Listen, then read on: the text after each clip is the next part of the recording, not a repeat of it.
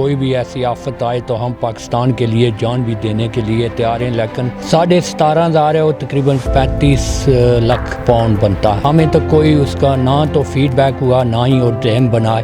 لیکن یہ جو لاش کو لٹکانا، گھسیٹنا اور 3 دن ادھر چوکے اوپر ٹانگ دینا، تقریباً اس عمر میں پہنچ گئے ہیں جہاں سب کو بیماری پکڑ لیتی ہے۔ بیمار ضرور ہیں لیکن جو جیسے انہیں ڈرامہ لگایا وہ بالکل نہیں۔ السلام علیکم، آج برطانیہ کے شہر لوٹن میں ہوں اور یہاں پہ جو اوورسیز پاکستانی ہیں، عام لوگ تھے، ان سے میں جاننے کی کوشش کروں گا کہ ان لوگوں نے پاکستان کے اندر سیلاب آئے، ڈیم بنانے ہوں، کوئی بھی چیز ہو، اس کے اندر ہمیشہ بڑھ چڑھ کے جو ہے وہ ملک کی خدمت کی اور یہاں سے بڑی تعداد میں جو ہے وہ زر مبادلہ بیچتے ہیں۔ ان سے ایک کامن کویشچن میں آپ پوچھوں گا ان سے کہ جو انہوں نے فنڈز دیے تھے ڈیم کے وہ نہیں بنا، پر ان سے میں رائے لینے کی کوشش کروں گا اور آپ کو بتانے کی یہ کوشش کروں گا کہ یہ یہاں پہ بسنے والے برطانیہ میں بالخصوص جو میچور قسم کے لوگ ہیں وہ کیا رائے رکھتے ہیں اور وہ کیا کہیں گے اس کے اوپر۔ آپ نے فنڈز کے لیے اس مسجد کے باہر جہاں پہ کھڑے ہیں ڈیم بنانے کے لیے تقریباً 17 سے 20 ہزار پاؤنڈ جمع کیے تھے، وہ ڈیم نہیں بنا، کس کا قصور ہے؟ میں سمجھوں کہ وہ پاکستان کی حکومت کا قصور ہے، کیونکہ جب اپیل کی تھی عمران خان کی طرف سے اور ثاقب نثار صاحب جو چیف جسٹس سے ان کی طرف سے اپیل ہوئی تھی، تو ہم نے اپنی مسجد سے تقریباً 17,500 پاؤنڈ کا چیک ثاقب نثار صاحب کو لنڈن میں دیا تھا۔ ڈیم چیف جسٹس صاحب کو آپ نے دیا؟ چیف جسٹس صاحب کو دیا تھا۔ کتنے روپیس میں پیسے بنتے ہیں؟ 17,500 ہے وہ تقریباً 35 لاکھ پاؤنڈ بنتا ہے، بلکہ 35 لاکھ روپیز بنتے ہیں۔ تو ہمیں تو کوئی اس کا نہ تو فیڈ بیک ہوا، نہ ہی وہ ڈیم بنائے۔ وہ میرے خیال سارا مسئلہ آئندہ اگر کوئی کہے کہ ہم ڈیم بنائیں گے، فلاں چیز ہوگی، تو آپ ایسے پیسے بھیجیں گے؟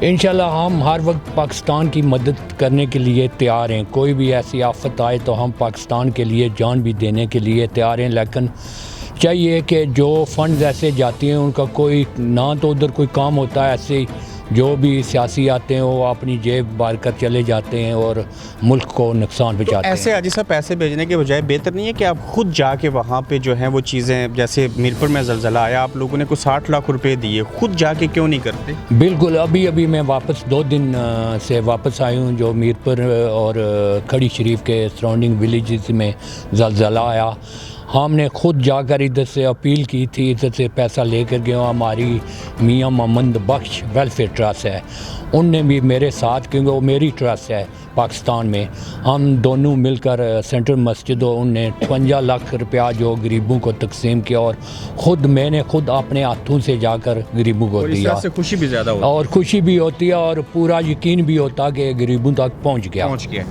اچھا، میرے ساتھ آجی قربان صاحب، جو اکثر میں ان سے گپ شپ کرتا ہوں، آج صاحب پرویز مشرف صاحب کو سزا سنائے گی، وہ ملک کے صدر رہے 9 سے 10 سال، کیا ان کو سزائے موت سنانی چاہیے تھی عدالت کو؟ ابرار میرا خیال ہے کہ میری سمجھ میں جو آتا ہے کہ یہ جو غداری کا لقب ہے نا، یہ نہیں ہونا چاہیے، یہ بالکل غلط ہے۔ پھر کو پھانسی، سزائے موت نہیں سنانی چاہیے تھی؟ اس کو میں یہ سمجھتا ہوں کہ اس آدمی نے 40 سال آرمی میں گزارے اور عوام کی خدمت کی اور ملک کی تحفظ کیا، اور اس کو ابھی اس معاملے میں ایک سیٹ کار اور یہ کرنا وہ کرنا، میرے خیال سے یہ غلط ہے۔ آپ ڈیموکریٹک سسٹم میں رہتے ہیں، اس کو جمہوریت کی ماں کہتے ہیں، تو مشرف صاحب نے مارشل لاء لگایا تھا، آئین توڑا تھا، اس کے اوپر تو سزا بنتی ہے نا؟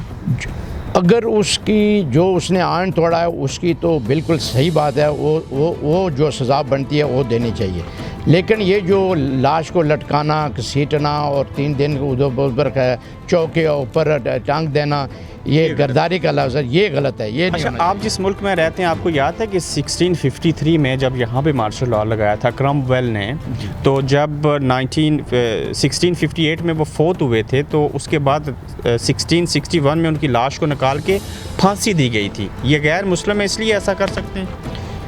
نہیں، ہمارے مذہب میں تو جو دیکھو، ہمارا مذہب یہ نہیں کہتا کہ اس کو ایسا بے حرمتی، لاش کے ساتھ بے حرمتی کی جائے، یہ ہمارا دین اور ہمارا مذہب بھی یہ اجازت نہیں دیتا، ایسا نہیں کرنا چاہیے۔ آجی صاحب، اکثر لوگ کہتے ہیں میاں صاحب کی پہلے بھی ہارٹ سرجری ہوئی تھی, لوگ کہہ رہے تھے بیمار نہیں ہے. بیگم کلثوم نواز کا کہہ رہے تھے وہ بیمار نہیں ہے, پھر وہ بیچاری مر گئی, فوت ہو گئیں. اب آپ کو لگتا ہے نواز شریف صاحب بیمار ہیں؟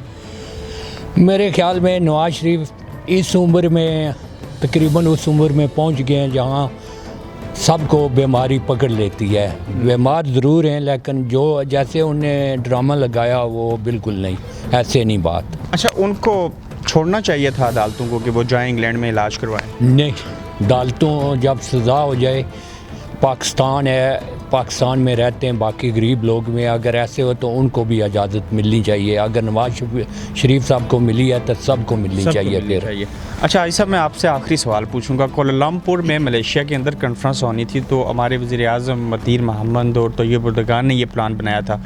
سعودیہ نے کہتے ہیں ان کو بلیک میل کیا, وہ نہیں جا سکے. خان صاحب کو ایسے کرنا چاہیے تھا, جانا چاہیے تھا ان کو. بالکل میرے حساب سے جو عمران خان نے کیا, مطلب ہے میں عمران خان کے ساتھ سے سہمت ہوں, اور اس نے سوچ سمجھ کر یہ قدم اٹھایا ہوگا جو ہمارے مسلم امہ کے لیے یکجہتی اور اتفاق سے رہنے کے لیے. ان کو تو جانا چاہیے تھا نا, اس میں جانا چاہیے, بالکل جانا چاہیے تھا. بالکل کیا کہتے ہیں, جانا چاہیے تھا. بالکل عمران خان کو جانا چاہیے تھا. پتہ نہیں اس کے پیچھے کیا بات ہے. ایک پوری دنیا میں مسلمانوں کا اطاعت بھی ہونا چاہیے. اگر عمران خان کی یہ سوچ ہے کہ اس کے جانے سے اس اطاعت کو نقصان ہوگا تو میں سمجھتا ہوں اس لیے عمران خان ادھر نہیں گئے. بارش شروع ہو گئی ہے. بیسیکلی ان لوگوں کے تاثرات آپ کو دکھانے تھے کہ انہوں نے لاکھوں روپیز جو ہیں وہ ڈیم فنڈز میں دیے, باقی جگہوں پہ دیے. ان لوگوں کے ساتھ فراڈ ہوتے ہیں, لیکن پھر بھی سن لیں کہ یہ کہتے ہیں کہ ہم ہمیشہ حاضر ہیں, جب بھی ملک کے اوپر کوئی مشکل وقت آئے گا تو ہم مدد کریں گے. باقی چیزوں کے حوالے سے آپ نے سن لیا کہ ان لوگوں کی رائے مشرف صاحب کے حوالے سے, سزائے موت کے حوالے سے, نواز شریف صاحب کی بیماری اور خان صاحب کا اس کانفرنس میں نہ جانے کے حوالے سے کیا ہے, اور یہ لوگ کیا سوچتے ہیں یہ دکھانا آپ کو ضروری تھا.